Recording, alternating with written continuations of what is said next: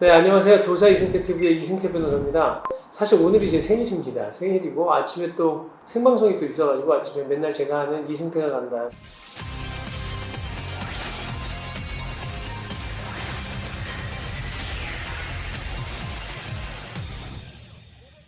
라는 코너에 생방송하고 와서 지금 촬영을 하고 있는 건데요. 오늘 제가 다룰 거는 공동주택 분쟁조정위원회입니다. 그러니까 우리가 지금 주택임대차에 대한 부분도 저희가 좀 살펴봤지만 공동주택도 굉장히 분쟁이 많잖아요. 제가 맨날 얘기하는 이놈은 공동주택. 우리나라는 공동주택이 다야. 저는 정말 반대입니다. 이 공동주택 빌라 많이 짓는 거, 그 다음에 이 아파트 많이 짓는 거 저는 정말 반대하는 사람 중에 하나예요.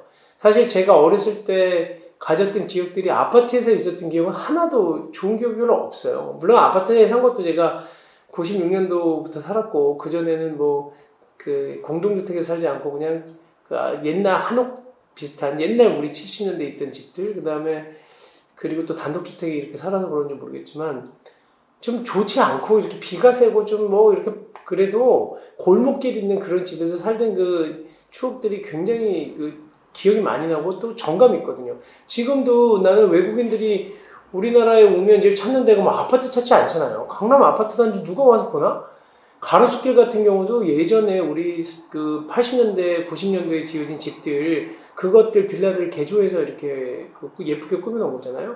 그 다음에 삼청동 가보세요. 이 북촌이라든지 그 서촌 가면 전부 옛날에 우리 70년도 이때 전후로 지어진 한옥들이나 그런 구가옥들을 개조해서 쓰는 경우가 많아요. 그러니까 오히려 우리가 어렸을 때 그 사용했던 그런 집들이 그렇게 이상한 게 아니야. 뭐 낡았으면 어때요? 좀 개보수하면 훨씬 더 예쁘지. 근데 콕 이렇게 그냥 다 뭐 밀어버리고 개발 사업을 해야 되나? 그러니까 대장동 같은 문제가 터져서 뭐 8천만 원 갖고 그 어떤 변호사가 1,000억을 벌었다는데 야, 나도 그런 거나 하고 미국으로 도망가야 되니까 그러면 안 되겠지만 좌우간 좀 떳떳하게 살는 게 좋은 거고 그러니까 자꾸 개발하다 보면 그런 데 자꾸 이권이 개입이 되는 거잖아요.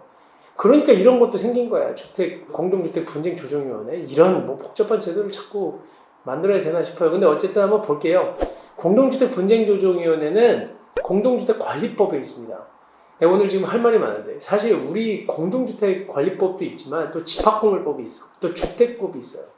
그리고 또 이 하자랑 관련돼 가지고 건설산업기본법이라는 게 있거든요. 건산법이라고.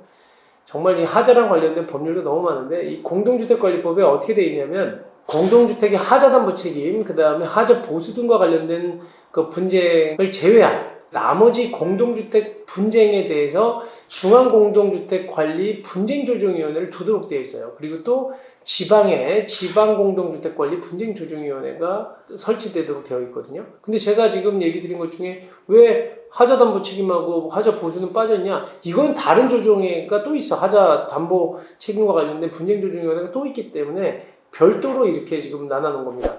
그리고 분쟁조정위원회 현황을 보면요. 전국에 몇 개 손주 아세요? 이게 228개. 서울에만 25개소예요. 공동주택이 하도 많으니까. 전국에 여기 표 보시면 아시겠지만 제주도에 하나 있네. 그리고 서울에 25개, 그 다음에 뭐 부산에 16개에서 전국에 228개가 있다는 거예요. 근데 이 조정과 소송의 차이를 살펴보면 소송은 1년 이상 걸리잖아요. 진짜 이런 공동주택 분쟁도 엄청 오래 가요. 아무것도 아닌 것 같은데도. 근데 이 조정은 30일이면 끝난다는 거고. 그 다음에 변호사 보수가 많이 들잖아요. 여기는 지금 수수료 10,000원이면 돼요.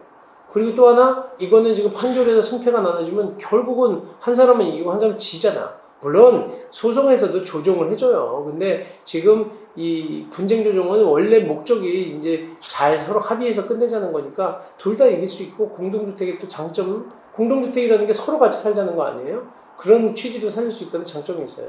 근데 이것도 똑같이 주택임대차 분쟁조정절차랑 같이 사건 접수하고 사실조사를 합니다. 그리고 나서 조정안을 제시를 하는데 만약에 그 조정안 제시하기 전에 자기들끼리 사전에 합의가 되면 그냥 종결되는 거죠, 당연히. 그리고 만약에 조정안 제시했는데 당사자가 거부하면 조정 불성립이 되는 겁니다. 그리고 당사자가 수락하면 조정이 성립되는 건데 이 경우에는 재판상 화해와 동일한 요력이 있어서 이행하지 않을 때는 그 화해 조소를 강제 집행도 할 수 있어요. 그리고 지금 그러면 여기에 신청 대상이 되는 공동주택은 뭐냐? 공동주택관리법이 굉장히 어려워요. 우리가 말하는 일반적인 공동주택이라고 하는 거는 사실은 주택법에 있는 공동주택은 빌라, 그러니까 연립주택, 그 다음에 또 다세대주택, 그 다음에 아파트, 이게 지금 공동주택이거든요. 근데 여기에서 말하는 공동주택은 또 달라요, 의미가. 그러니까 주택법에 따른 공동주택, 일반적으로 우리가 아파트 지은 거 얘기하는 거거든요. 그리고 지금 제가 얘기 드린 연립주택, 그 다음에 다세대주택이 포함되는 거고, 또 하나 주상복합 아파트. 그러니까 건축법에 따라서 지은 그 주거용 건물과 상업용지가 같이 있는 주상복합 아파트도 원칙적으로 주택법상의 공동주택은 아니지만 이 경우에도 공동주택관리법상의 공동주택으로 봐요. 그렇기 때문에 지금 이 경우도 공동주택법상의 분쟁 조정 대상이라는 거예요. 다만 여기에서 말하는 지금 뭐 복리시설도 포함이 되는데 주택법상에 따른 복리시설도 이런 경우에는 이제 그 아파트와 붙어 있는 그 복리시설들을 얘기하거든요.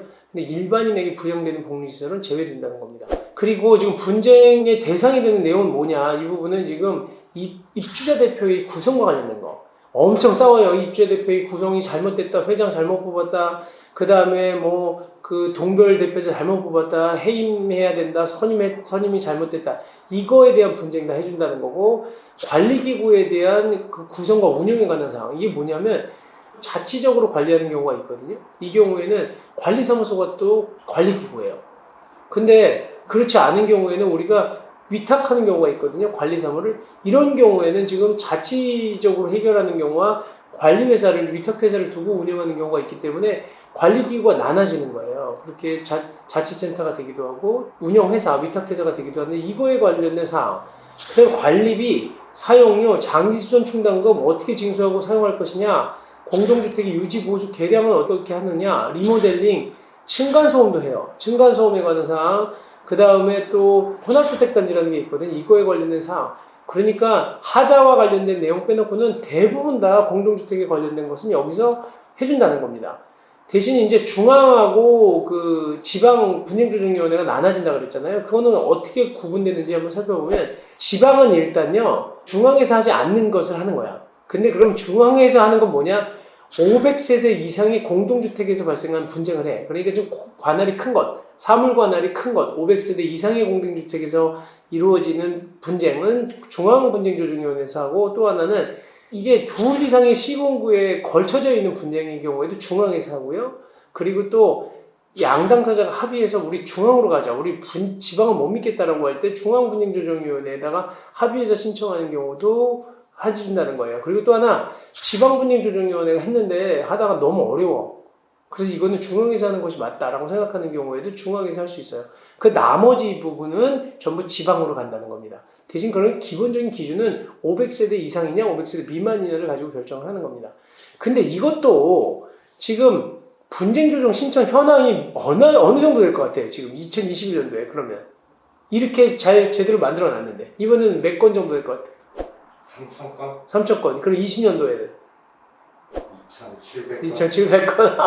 아주 논리적인데, 근데 예상과 전혀 다르게 그 20년도에 90건, 21년도에 현재까지 56건, 8월까지. 그러니까 저때까지 2016년도부터 지금까지 318건밖에 안 돼요. 이게 유명무실한 그 위원회가 됐거든요. 이런 거 좀 제대로 왜 그러는지 분명히 뭐 노력도 하시겠지만 좀 더 살펴봐서 왜 안 되는지 좀 보시라고. 아마 전문가들이 별로 없기도 해요. 사실은 우리가 변호사가 3만 명, 4만 명 시대에 오고 있지만 사실 공동주택에 대해서 그렇게 많이 알고 있는 변호사가 그렇게 많지 않아요. 실제로. 그리고 변호사들이 전문 분야들이 글쎄 제가 볼 때는 많지 않습니다. 그리고 어렵거든요. 주택법, 아까 얘기한 것처럼 공동주택관리법, 그리고 하자소송이나 실제로 관리인을 어떻게 선임해야 되는지, 그 다음에 장기수선 충당금들이 뭔지 이런 부분들에 대해서 많이 다뤄보신 분들이 해야 지금 그 공신력이 좀 있잖아. 그 사람들도 따를 것 같고. 근데 갔는데 조정위원도 모르고 말도 안 되는 소리 하고 있고, 그리고 또 이게 시간만 낭비하는 게 되면 안 되거든요. 아무리 가격이 싸고 빨리 해주면 뭐예요? 이건 못하는 거지. 그래서 지금 이 부분에 대해서 신청을 각하되거나 반려될 수 있는 경우에는 그 중앙에서 할 수 없는 것을 했다든지 아니면 이미 소지기가 돼 있는 경우 이런 부분에 대해서 신청했다거나 이미 또 민사조정 신청해 놨는 경우에 해놨을 경우에도 이 경우는 좀 각하될 수가 있다는 겁니다. 여기 쭉 사유들을 적어놨고요. 그다음에 분쟁조정 신청은 지금 온라인 그 신청 어디냐면 namcmolit.go.kr 좀 어려워요. 이게 지금 그 요 내용 잘 보시고 국토부에서 하고 있는 분쟁조정위원회니까 이 온라인으로 신청하실 수 있고 그다음에 수수료는 굉장히 쌉니다. 그 10,000원 정도밖에 안 되기 때문에 이렇게 신청하시면 되고요. 뭐 필요한 서류들도 잘 적어놨고 기본적으로 주택임대차 분쟁조정위원회보다 굉장히 빨라요. 주택임대차 분쟁조정위원회는 60일에다가 30일 연장할 수 있는데 얘는 30일 내에 지금 끝내주겠다는 거예요. 접수한 날로부터. 그리고 지금 몇 가지 Q&A 다시 한번 짚어보고 갈게요. 분쟁이 발생하면 곧바로 신청할 수 있느냐? 네, 당연히 할 수 있죠. 그런데 다만 무조건 신청할 수 있는 게 아니라 자율적으로 협력하라는 것을 갖다가 강조를 하기 때문에 또 권고를 하기 때문에 조정 신청서에 교섭 경위를 좀 적어서 제출을 하셔야 된다는 겁니다. 그리고 두 번째, 소송 중에도 분쟁 조정 신청이 가능한가요? 이건 제가 아까 얘기 드린 것처럼 소송 중에 신청하시면 각하됩니다. 그리고 조정의 법적 효력은 어떤가요? 법원에서 한 화해 조서가 효력이 같아요. 그래서 굉장히 판결문과 같은 거야. 그래서 나중에 조정만 되면 이행하지 않으면 강제 집행할 수 있다는 거고요.